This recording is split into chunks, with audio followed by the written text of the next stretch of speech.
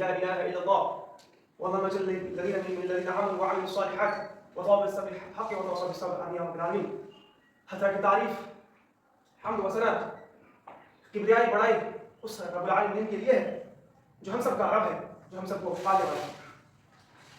سامعین کرام, آپ سب کے سامنے سورہ آل عمران سورہ نمبر 3 کی کچھ آیات تلاوت کی گئی ہے, اور اللہ سبحانہ و تعالیٰ سے دعا ہے کہ یا رب العالمین ہمیں صاف صاف اور صحیح صحیح بولنے کی توفیق عطا فرمائے. آمین.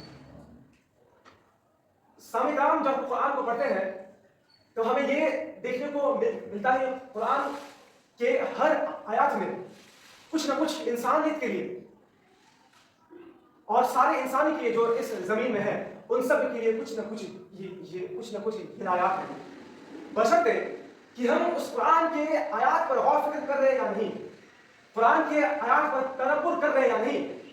اللہ سبحانہ و تعالیٰ مختلف مقامات پر یہ فرماتا ہے افلا یتدبرون القرآن, کہ تم اس قرآن پر غور فکر کیوں نہیں کرتے.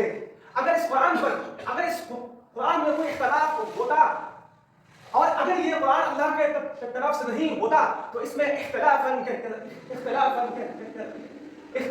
کثیرا, یعنی اس میں بہت سارے اختلافات ہوتے, یعنی بہت سارے کانٹرڈکشن ہوتا.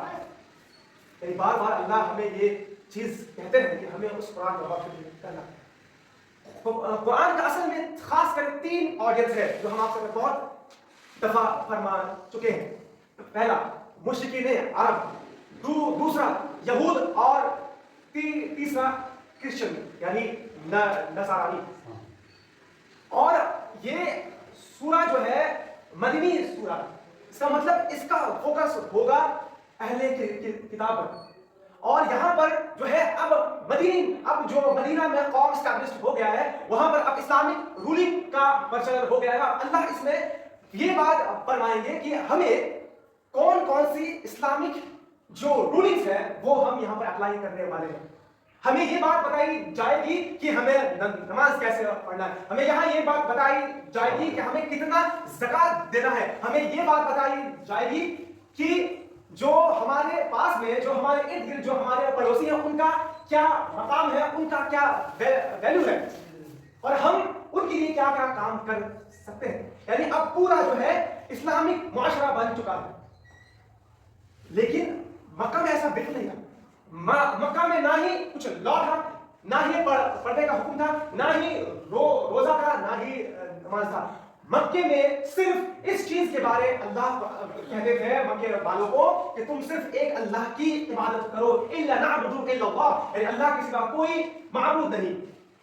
اور اللہ مکی کو قرآن میں ہم سب کو یہ زمین و آسمان پر غور فکر کرنے کہتے تھے کہ تم یہ زمین و آسمان کو دیکھو کہ اللہ نے کس طریقے سے بنایا ہے. اسی کانٹیکسٹ پر اللہ فرماتا ہے الف لام میم اللہ لا الہ الا هو الحی القیوم, کہ الف لام میم اللہ تعالیٰ وہ ہے جس کے سوا کوئی معبود نہیں, جو زندہ اور سب کا نگہبان ہے. یعنی سب سے پہلا ورڈ کیا ہے, ورڈ نہیں بولتے, سب سے پہلا سینٹنس کیا ہے یہاں پر, جملہ کیا ہے, الف لام میم. اور یہ الف لام میم کا مطلب کسی کو نہیں پتا, اس کو بولتے ہیں حروف مقطعات, جس کا مطلب صرف اللہ کے سوا کسی کو نہیں معلوم ہے. لیکن ایک بات غور کرنے کی ہے, ہم یہ مسلم یہ کلیم کرتے ہیں کہ قرآن میں کوئی ایسا ورڈ نہیں ہے کہ جس کا صرف یوں ہی اللہ یوں ہی رینڈملی اس کا یوز ہو گیا, ایسا کوئی یوز نہیں, ایسا بالکل نہیں. کچھ نہ کچھ اس کا بھی یوز ہے, کچھ نہ کچھ اس کے لیے بھی ہم انسانیت کے لیے ہدایات ہے. کیا ہے الف لام میم؟ اللہ شروع ہی اس چیز سے کر رہے ہیں کہ اے انسانوں, جس طریقے سے تمہیں اس الف لام میم کا مطلب نہیں آتا ہے اس طریقے سے تمہیں یہ چیز ماننی پڑے گی, تمہیں یہ چیز تسلیم کرنا پڑے گا کہ تم کچھ بھی کر لو, تم کتنوں اس زمانے کو پڑھ لو, تم کتنے بڑے عالم بن جاؤ, لیکن ایک وقت آئے گا کہ تم اللہ کے علم کے آگے تم کبھی نہیں جا پاؤ گے.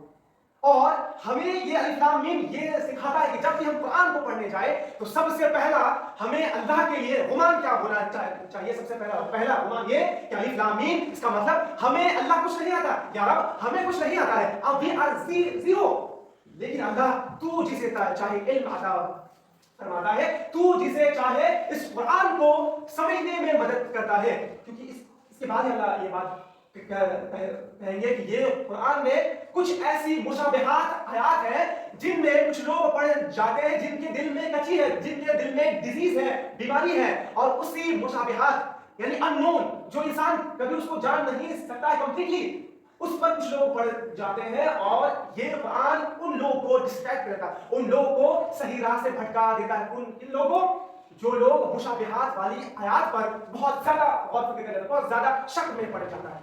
جیسے اللہ قرآن میں فرماتا ہے اللہ الذی خلق السماوات والارض ستۃ ایام ثم استوى علی العرش، کہ اللہ وہی ہے جس نے یہ ساتوں زمین و آسمان بنایا اور اللہ عرش پر قائم ہوا. اب بہت سارے لوگ اس پر شک میں پڑ جاتے ہیں کہ اللہ کیسا ہے، اللہ کا عرش کہاں ہے، اللہ کا عرش کس ٹائپ کا ہے، ہمیں بتاؤ.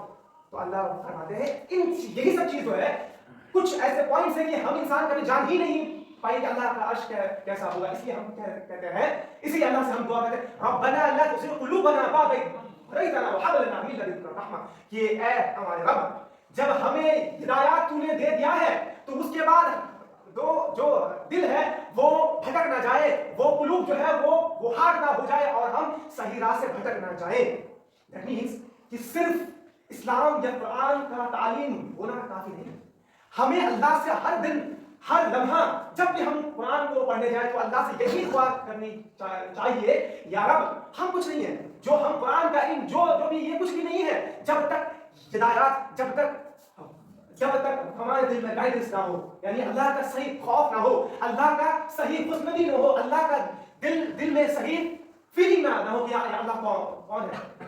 پھر اب اللہ فرماتے ہیں کہ اللہ وہ ہے جس کے سوا کوئی معبود نہیں، اور اللہ ہمیشہ زندہ ہے اور وہ سب پر نگہبان ہے. یعنی ہم مسلمانوں کے ذہن میں جا رہا ہے کہ آپ کہیں بھی جائیں، آپ گھر میں رہے، آپ چار دیواری پر رہے، آپ پہاڑ میں رہے، آپ چاہے مارکیٹ پلیس میں رہے، چاہے آپ اپنے کلاس روم میں رہے، چاہے آپ مسجد میں رہے، کہیں بھی رہے، ایک چیز جو ہے وہ ہمیشہ ہم سب کے ساتھ ہوگا، وہ اللہ نگہبان. یعنی یہ زمین بننے سے پہلے یہ زمین ختم ہو جائے گا، سب کچھ ختم ہو جائے گا، اللہ جو ہے وہ کبھی نہیں ہوگا. اللہ وہ خود اولین والآخری، یعنی وہ ہمیشہ سے تھا اور وہ ہمیشہ سے رہے گا.